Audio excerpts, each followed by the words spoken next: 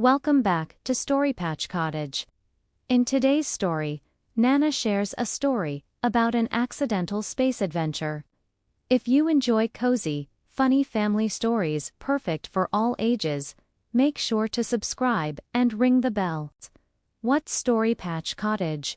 A warm place for family storytelling, where Nana brings you silly, heartwarming tales you can enjoy together and become one of the StoryPatch Cottage's community of patchlings. Please get yourself all comfy and ready to listen to my story of Violet Ora Matthews and the Accidental Launch, Chapter 1. The Countdown Catastrophe. Violet Ora Matthews had two great loves: space and Colonel Buff Sneaston, her galaxy-colored astronaut teddy bear who sneezed when squeezed, thanks to a very questionable DIY voice box installed by her brother Max. At 10 years old, Violet knew the names of every moon in the solar system. She could even recite the launch sequence of the Apollo 11 mission backwards, and had once tried to turn her bedroom into a zero-gravity zone using a trampoline and a leaf blower. It did not go well. Her dad, Henry Matthews, was a real-life astronaut. The kind who wore jumpsuits with patches and said things like orbital trajectory while making toast. Her mom, Sarah, was a baker who made galaxy cupcakes with edible glitter and once baked a cake shaped like Saturn. Her brother Max, 13, was less interested in space and more interested in leveling up in Zombie Wizard Apocalypse 9, the latest video game that had consumed his soul. So when the family was invited to the Celesta Space Center to tour the new spaceship Celesta 1, which Henry would be piloting next week, Violet was ecstatic. Max was not. "I could be unlocking the crystal staff of doom right now," Max muttered as they passed the gleaming silver gates of the Space Center. "You could also be unlocking your sense of wonder," Violet replied, clutching Colonel Buff Sneaston to her chest. The bear let out a mechanical achoo. Inside, the center was a cathedral of science.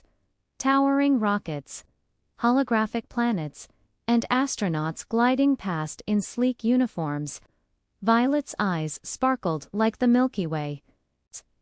Henry led them through the control room, the training simulator, and finally to the launch bay, where Celesta 1 stood, all sleek, powerful, and humming with quiet energy. "This is it," Henry said, placing a proud hand on the ship's hull. "Next week, I'll be heading to the Orbital Science Station to study cosmic radiation." Violet pressed her face to the glass of the airlock. "I wish I could go with you." Max yawned. "I wish I had Wi-Fi." Then, disaster. A technician tripped over a cable. A panel sparked. A warning light blinked, and in the chaos, Violet was nudged, launched into the open hatch of Celesta 1. The door sealed with a hiss. Alarms blared. The protection doors closed, separating the family from the ship and Violet. Colbuff Sneaston sneezed several times. "Violet!" shouted her horrified mom. "Oh no!" exclaimed the technician. And then, whoosh! The ship's rockets ignited.